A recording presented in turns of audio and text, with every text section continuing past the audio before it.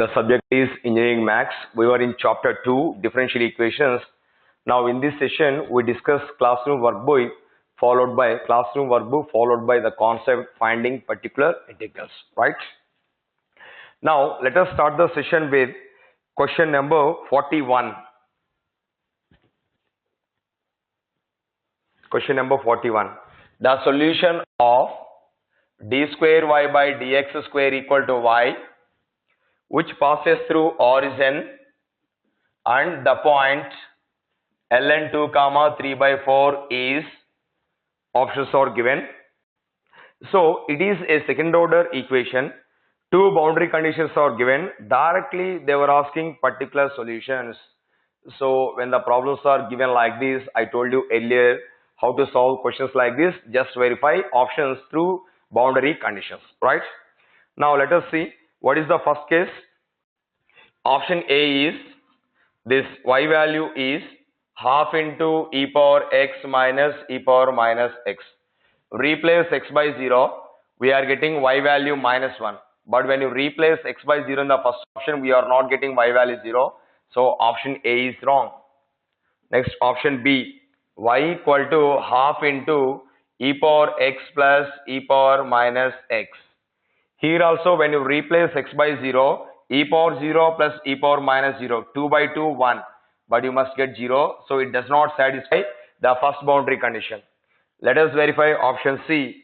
It is y value equal to half into e power x minus e power minus x. Now in this case, when you replace x by 0, we are getting y value 0. So it satisfies the first boundary condition y of 0 equal to 0. So now let us verify second boundary condition. What is second boundary condition? Y of x value is ln2. Y of ln2 equal to 3 by 4. Now when you replace x by ln2, this is half into e power ln2 minus e power minus ln2. So therefore this is half into e and l will cancel 1. Now this minus appears as power of this. Then you will get 2 power minus 1. This is 1 by 2. So therefore this is half into 2 minus 1 by 2. This is 3 by 2. So therefore this is 3 by 4. Therefore option C satisfies both boundary conditions. It may be right answer, may not be. So don't confirm and don't eliminate. But by using first boundary condition, option A and B are eliminated. Now let us verify option number D. What is option D? Y equal to half into e power x plus e power minus x. When you replace x by 0, we don't get y of 0 equal to 0 in this case. So option D also wrong. Therefore, just by using first boundary condition, I can eliminate option A, B and D. Therefore, option C is right answer. So you can write like this: only option C satisfies both boundary conditions. Only option C satisfies both the boundary conditions. Hence, C is right option. C is a right option.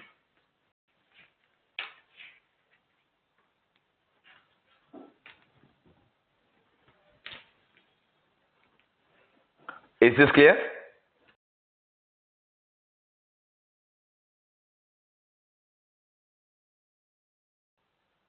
Next, let us move to question number 42.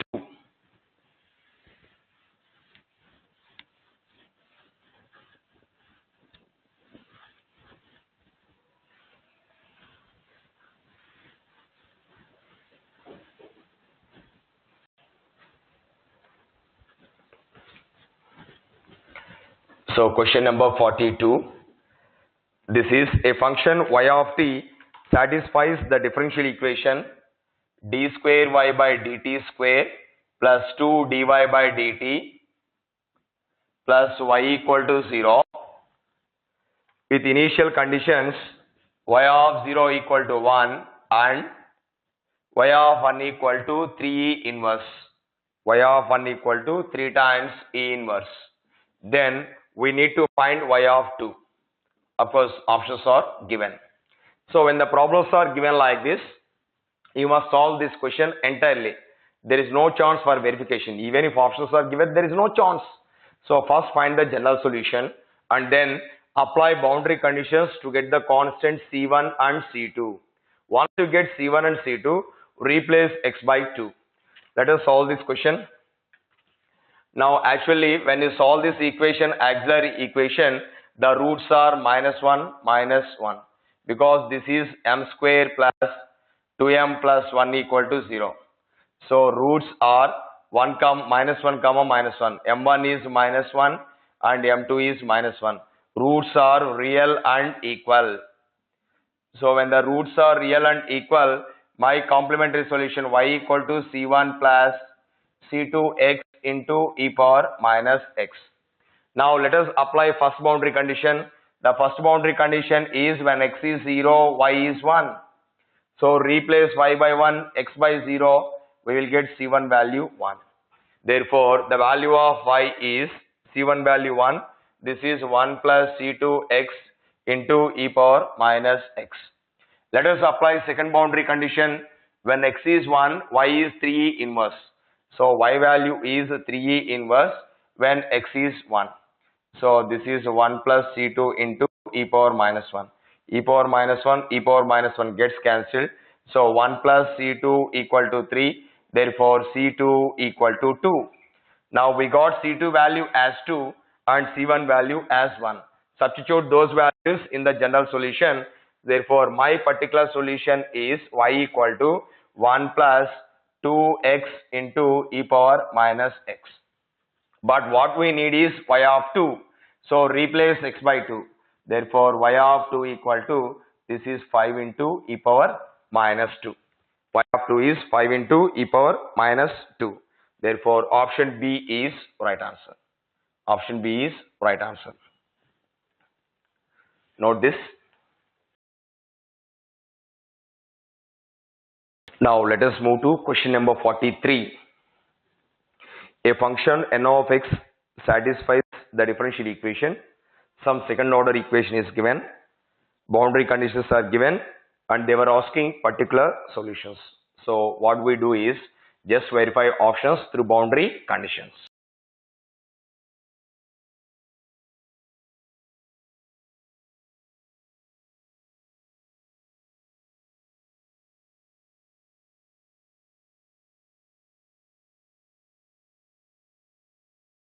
So let us see question number 43. A function n of x satisfies the differential equation d square n of x by dx square minus n of x divided by L square is 0. Here L is a non-zero constant. What are my boundary conditions? N of 0 equal to k and n of infinity equal to 0. Then what is the solution of this equation? Now when you replace x by 0, here what is n? Actually n is dependent variable. N is dependent variable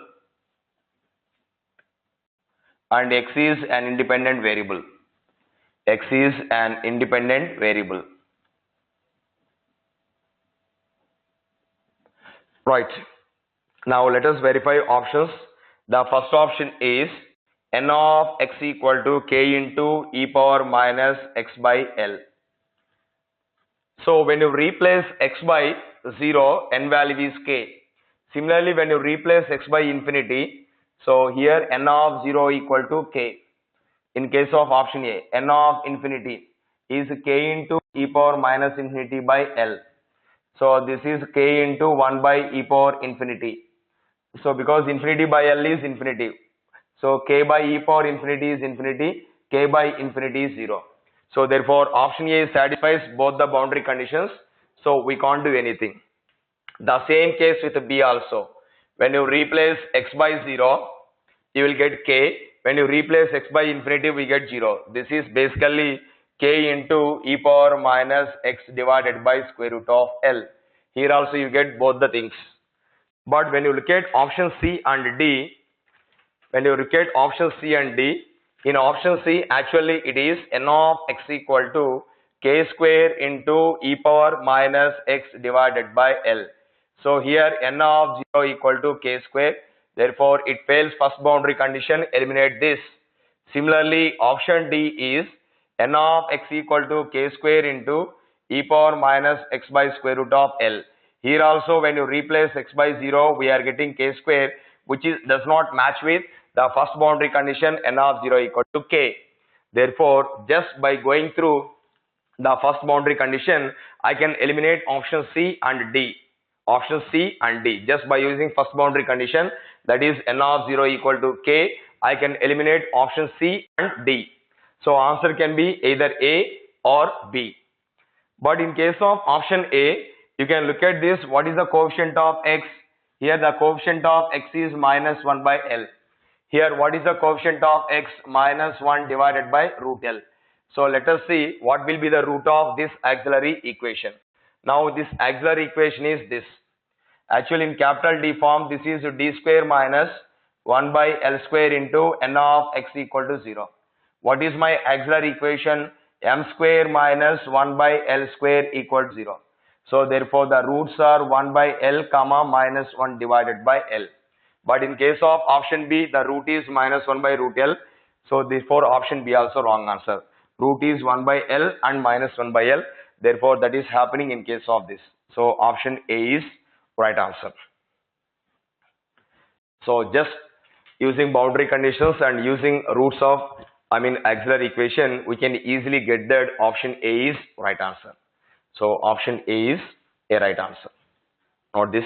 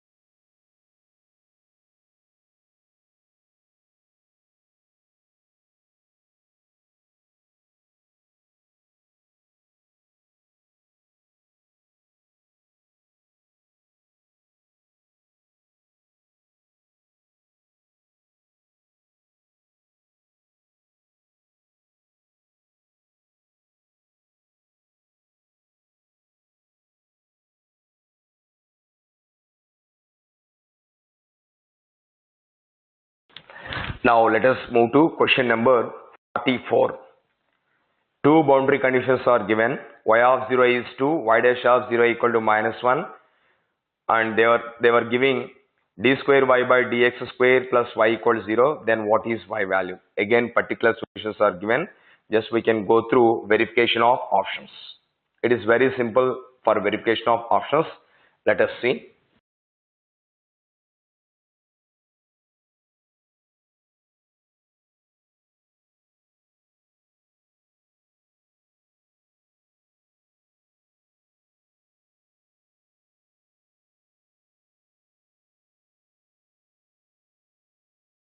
So it is question number 44. What are the boundary conditions? Y of 0 equal to 2 and y dash of 0 equal to minus 1. The differential equation is d square y by dx square plus y equal to 0. Then what is y? Now when you look at the first option, actually it is 2 sin x plus cos x. So replace x by 0, you get 1, but you must get 2. So option A is wrong answer by verifying option first boundary condition. Option B, here y equal to basically 2 cos x plus sin x. So replace x by 0, we are getting 2. We are getting 2 here. So it satisfies first boundary condition. But what is y dash? To get second boundary condition, we should know what is y dash. This is minus 2 sin x plus cos x. So therefore in this case y dash of 0 equal to 1, but y dash of 0 is minus 1. So second option does not satisfy second boundary condition. See, just when you go through first option, the first boundary condition is failed. Y of 0 is 2. So eliminate option A. You need not check out second boundary condition. When you go through option B, it satisfies the first boundary condition. Y of 0 is 2. Therefore, I am going for verification of second boundary condition just by finding its derivative. If this is y dash equal to minus 2 sin x plus cos x. When you replace x by 0, we are getting y dash of 0 equal to 1, but y dash of 0 is minus 1. So second option does not satisfy second boundary condition. Eliminate this. Option C. Actually, this is 2 cos x minus sin x. Now in this case, when you replace x by 0, we are getting 2. So calculate y dash in this case, minus 2 sin x minus cos x. So when you replace x by 0, we are getting minus 1. So it satisfies both boundary conditions. So hold it. Option D. It is 2 sin x minus cos x.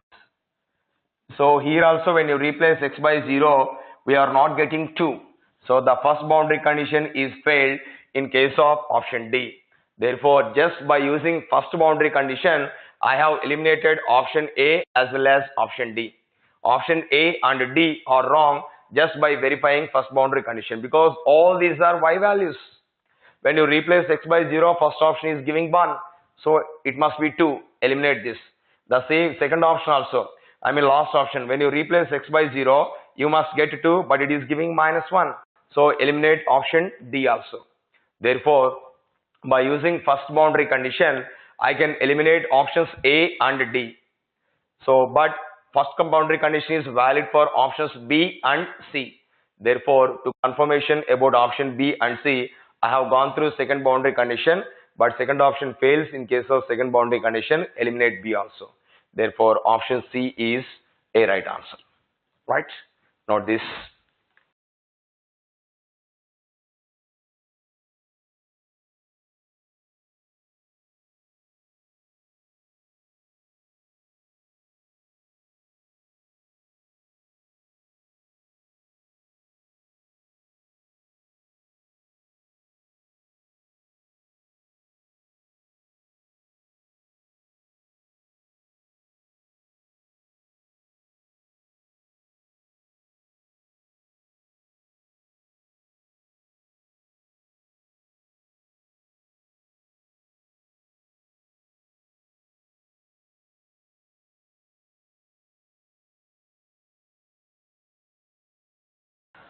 Now with this, we have finished classroom workbook on the topic higher order homogeneous equations with the constant coefficients.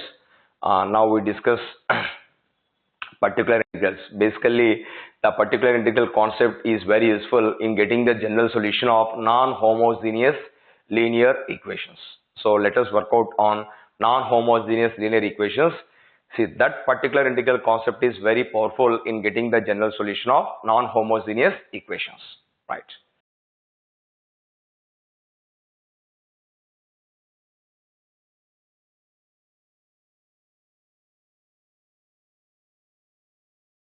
Suppose I have an equation f of d into y equal to q of x. Let us call this equation as 1, where q of x is not equal to 0. So in that case, this equation is called as non-homogeneous linear equation with the constant coefficients. Non-homogeneous linear equation with the constant coefficients. Now earlier we have seen how to get the general solution of homogeneous linear equation with the constant coefficients. Right now we were in the topic of discussing non-homogeneous equations. In case of non-homogeneous equations, this RHS expression q of x is not equal to 0. If q of x is 0, what will be the general solution? This is y equal to yc only. If q of x is 0, then my general solution will be y equal to yc. You know how to get yc. This yc depends on roots of the auxiliary equation f of m is 0. But now today, in this session, we were working with a non-homogeneous linear equation with the constant coefficients. Now how to get the general solution of these equations? Since we are discussing with non-homogeneous, RHS expression is not equal to 0. That is Q of x is non-zero. Now let us see, because of this non-zero number, my general solution will be like this. The general solution of equation 1 is y equal to yc plus yp, where yc is called a complementary solution, and we know how to get this complementary solution. So this complementary solution depends on roots of this auxiliary equation, and this yp is called a particular integral. This yp is called a particular integral, and the value of yp is given by 1 by f of d of q of x. This is the standard formula to find particular integral of a non-homogeneous equation. 1 by f of d of q of x. This is the standard formula to find the particular integral. So just I take that y is yp. Just in place of y you take yp. So f of d into yp equal to q of x. But I want yp. Therefore yp is 1 by f of d of q of x. So like this you can find yp. But within few minutes we have some procedure to get yp values. But this is the standard formula to get yp. And you know how to find yc. By finding roots of auxiliary equation. If you have real and repeated roots, real and distinct roots, complex roots, we have varieties of yc. In the same way you can find yc, but when you look at yp, it is given by 1 by f of d of q of x. Just in place of y, take yp. So here yp is called particular integral. In case of y, take yp. Then this equation will be in the form f of d into yp equal to q of x. Then what will be yp? 1 by f of d of q of x. Right? Note these points. Consider a non-homogeneous linear equation. Consider a non-homogeneous linear equation with constant coefficients of the form. Consider a non-homogeneous linear equation with constant coefficients of the form f of d into y equal to q of x. F of d into y equal to q of x. You call it as equation 1, where q of x is not equal to 0. Where q of x is not equal to 0. The general solution of equation 1. The general solution of equation 1 is given by y equal to yc plus yp. The general solution of equation 1 is given by y equal to yc plus yp. Highlight this equation, where yc is called a complementary solution. Where yc is called a complementary solution, and yp is called a particular integral. And yp is called a particular integral, which is given by yp equal to 1 by f of d of q of x. Which is given by yp equal to 1 by f of d of q of x. Right? Now we discuss the procedure how to find the particular integral yp.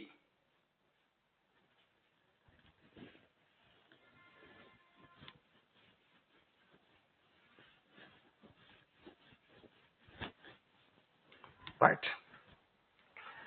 My equation is this: f of d into y equal to q of x. Here q of x is not equal to 0. Now let us see how to find yp. We have different cases. Let us discuss case 1. Suppose if q of x equal to e power ax. So RHS function is an exponential function, and a is not a root of f of m equal to 0. So basically f of m equal to 0 is nothing but auxiliary equation of this equation. You know how it is useful. F of m equal to 0 is useful to get yc value. But in this case we are finding yp. So we have 6 different cases. Case 1, if q of x is e power ax, exponential function, where a is any constant. This constant can be positive, it can be negative, or it can be 0 also.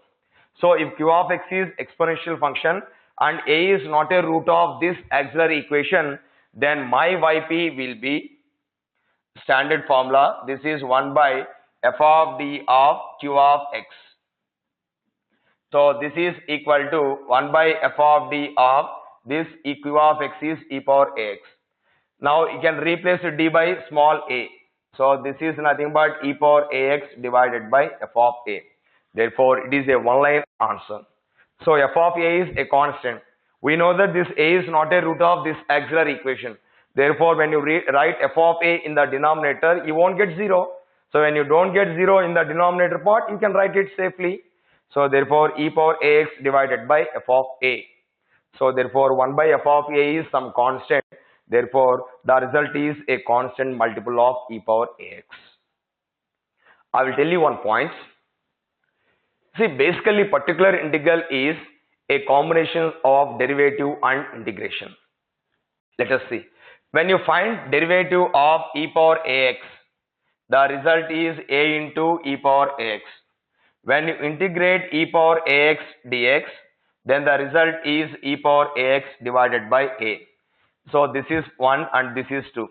Now in case of both the formulae, formula 1 and formula 2, when you differentiate into exponential function or when you integrate exponential function, one function is very common, that is e power ax. This is a times e power ax, this is 1 by a times e power ax. But in both the cases, the answer is a constant multiple of e power ax. Therefore, when you are handling particular integrals when q of x is e power ax, generally in most of the cases, yp is a constant multiple of e power ax. Got it? I repeat once again. If q of x is e power ax and a is not a root of this auxiliary equation f of m equal to 0, then yp equal to this standard formula 1 by f of d of q of ax. Then this is 1 by f of d of e power ax. Now replace this capital D by small a. In the expression f of d, wherever d occurs, replace d by small a. So therefore this is e power ax divided by f of a. Now I discuss one simple example.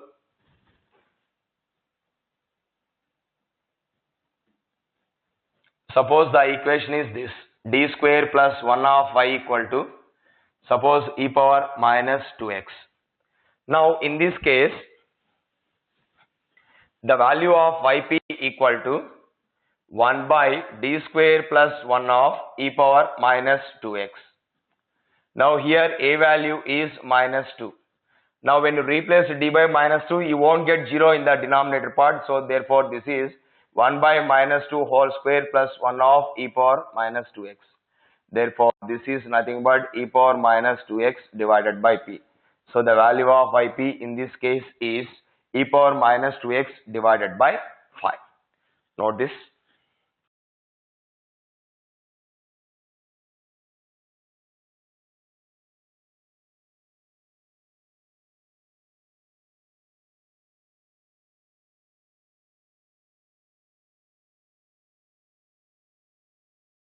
Now let us discuss case 2. Now in case 2, let us handle when a is a root of this auxiliary equation. So in this case, here f of a is not equal to 0. That's why we were writing f of a at the denominator part. But if f of a is 0, we cannot write because something by 0 is undefined. Therefore, let us handle this in case 2. If q of x is e power ax and a is a root of f of m equal to 0, a is a root of f of m equal to 0 with a multiplicity k. With a multiplicity k. Multiplicity means what? Whenever we were discussing roots of an equation, my interesting point is how many times the root is repeated. Obvious question. If I say that 2 is a root of an equation, my question is how many times the root 2 is repeated. So that will be called as algebraic multiplicity, or simply we call it as multiplicity. So here I am saying that a is a constant and this is a root of this equation which is repeated k times. In that case, how to handle this? So this is my standard formula: 1 by f of d of q of x, 1 by f of d of e power ax.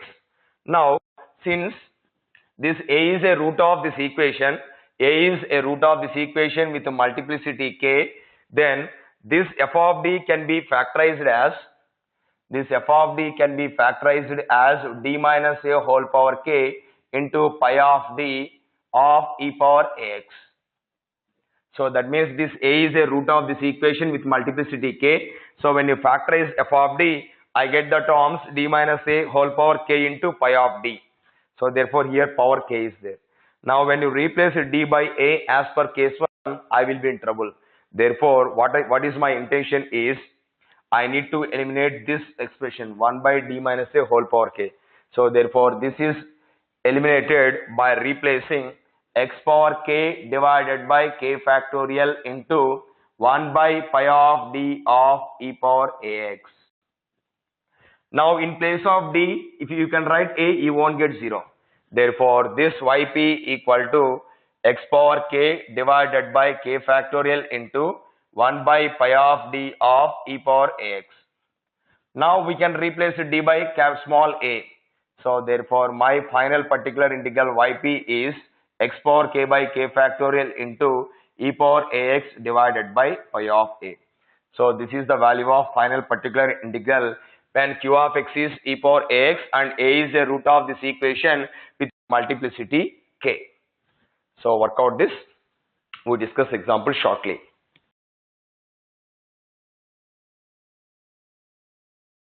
Now let us discuss two examples on this model.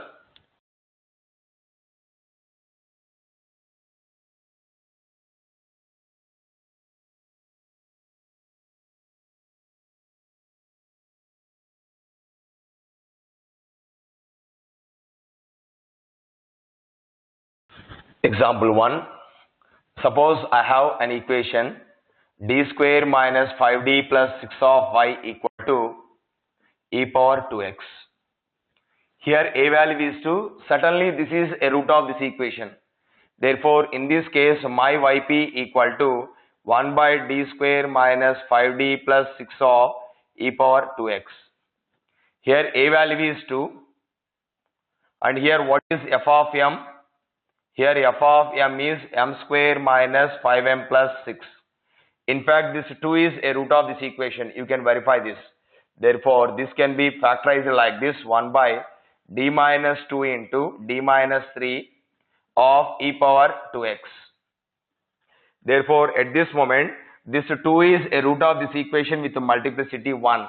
Therefore this 1 by d minus 2 whole power 1 is replaced by x power 1 divided by 1 factorial. Got this point? Because this 2 is a root of this equation with multiplicity 1, because d minus 2 power is 1 into 1 by d minus 3 of e power 2x. Now this is pi of d. Now replace d by 2. So therefore this is x into e power 2x divided by 2 minus 3. So therefore the result is minus x into e power 2x. Therefore in this case we got pi of d. Suppose if I don't get pi of d, you can leave it as it is. Let me discuss one example where I don't get this pi of d. In case of example 1, my pi of d is d minus 3. Now I discuss one more example where pi of d is a function 1, constant function. Let us see. Suppose the function is this. The equation d square minus 4d plus 4 of y equal to e power 2x. Here also a value 2, here also a value 2.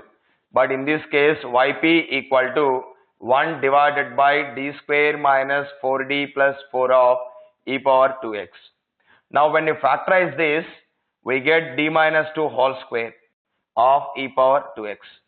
Therefore this 2 is a root of this equation with multiplicity 2.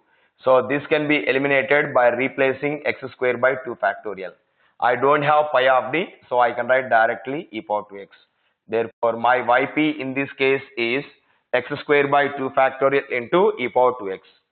So I think the difference is very clear. In case of example 1, pi of d is d minus 3. In case of example 2, pi of d is a constant function 1. If I don't have any pi of d, you need not apply. In this case, we have pi of d, d minus 3. At this moment, we have applied case 1 of particular integral, right? I think both the examples are very clear. So write down these two examples.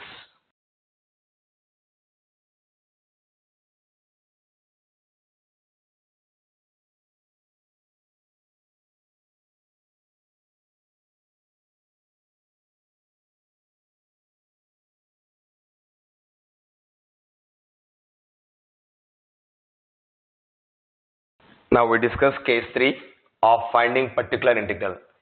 Suppose if q of x equal to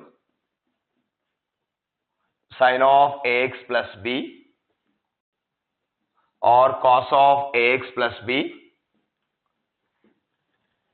if q of x equal to sin of ax plus b or cos of ax plus b. Here a and b are some constants, but the priority is given for constant a. Here b is a dummy constant. That means it doesn't involve in getting the result particular integral, but a plays very important role in getting yp value. In fact, a is the crucial factor, but b is a dummy constant. It continues till the end of the answer yp. So if q of x is either sine function or cos function, and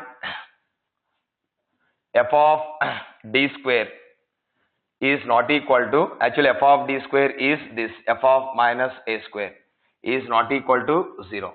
That means in the function f of d, wherever d square terms are there, replace d square by minus a square. So d square is replaced by minus a square. In that case, the function should not be 0. In that case, my particular integral will be like this. Yp equal to the standard formula 1 by f of d of q of x. Now either for sine or for cos, the same procedure. Now I am explaining the procedure for sine. The same procedure you can implement even for cos also. So therefore this is 1 by f of d of sine of ax plus b. F of d equal to sine of ax plus b. Now at this moment what we need to do is, we need to replace d square by minus a square. So replace d square by minus a square, because already we have replaced d square by minus a square and the result is not equal to 0. So now replace d square by minus a square and repeat the same by rationalizing the denominator,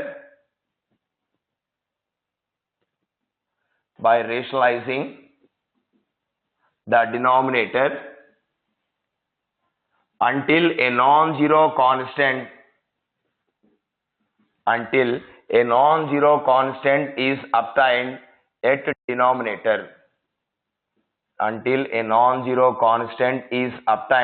at denominator.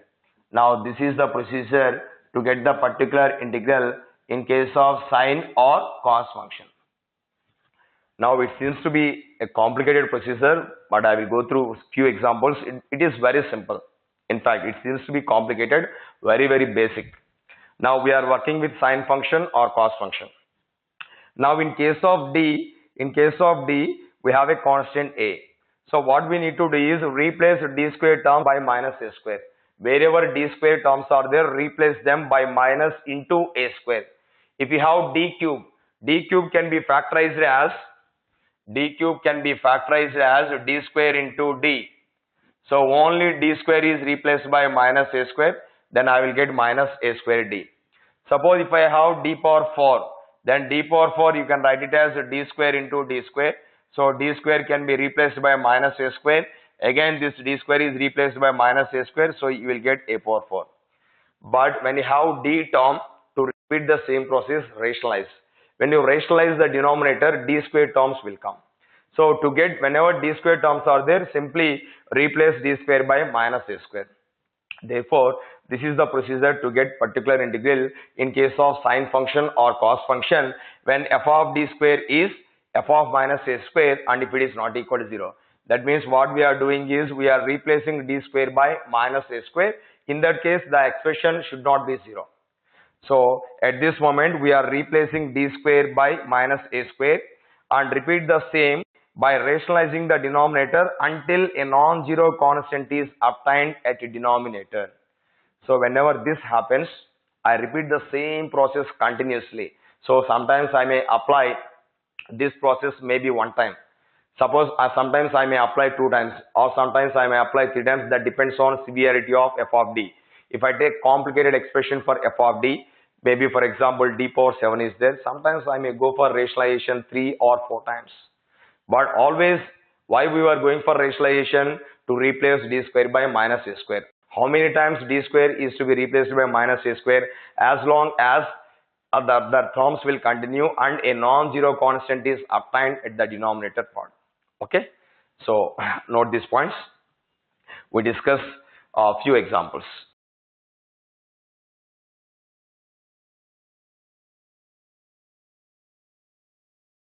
Now we discuss 2 to 3 examples in finding particular integrals in case of sine and cos.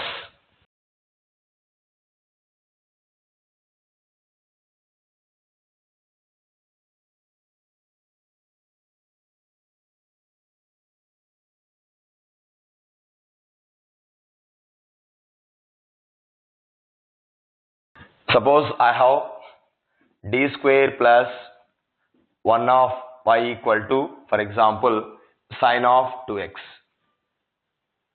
Now here yp equal to 1 by d square plus 1 of sine 2x. Here a value is 2.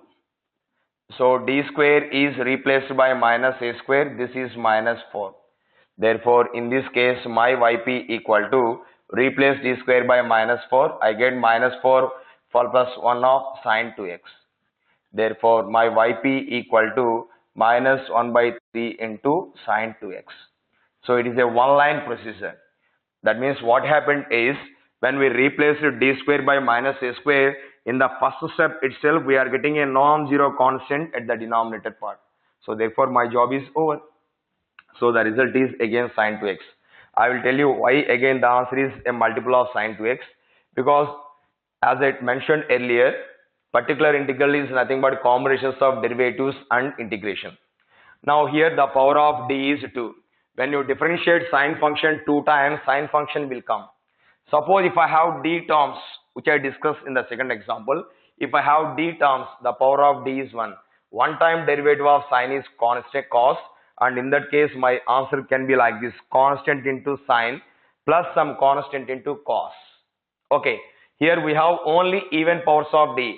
When you differentiate sine function even times, again the same sine function will come. Therefore, in this case my answer is constant into sine 2x, right? Now we discuss another example. Suppose this is d square plus d plus 1 of y equal to, for example, sine 2x. Now here yp equal to 1 by d square plus d plus 1 of sine 2x. So here a value is 2.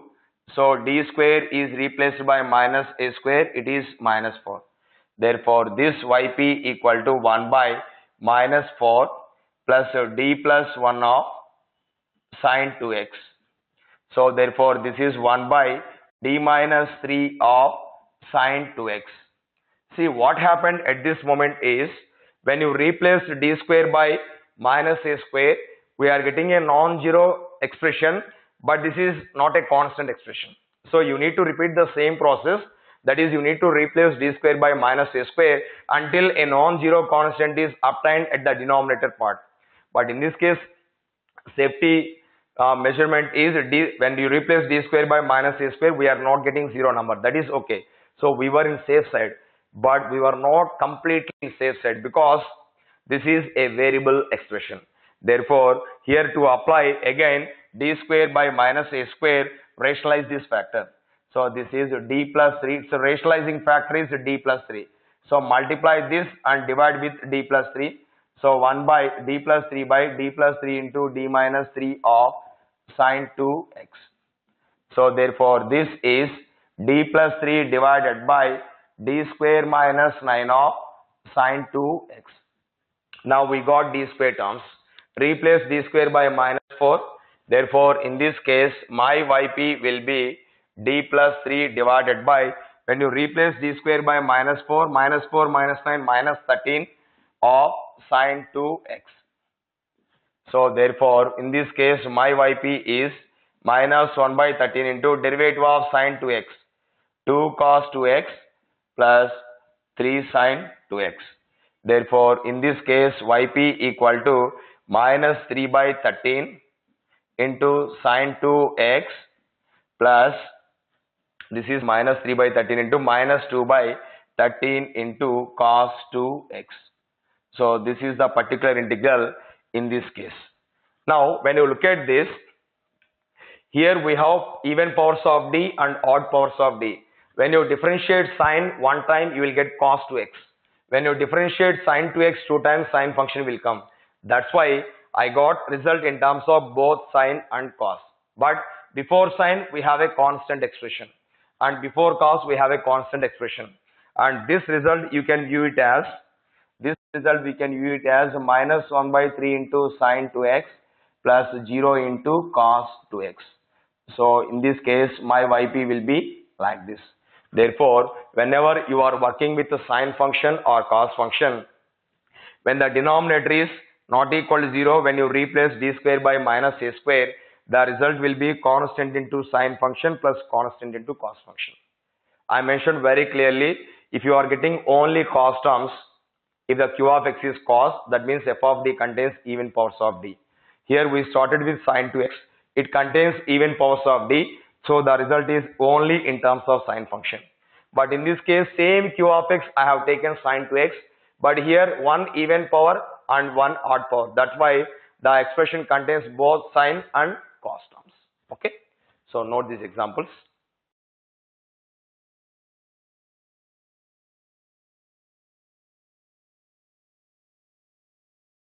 This is the end of the session. We continue next cases to find particular integrals in the next session. Thank you so much.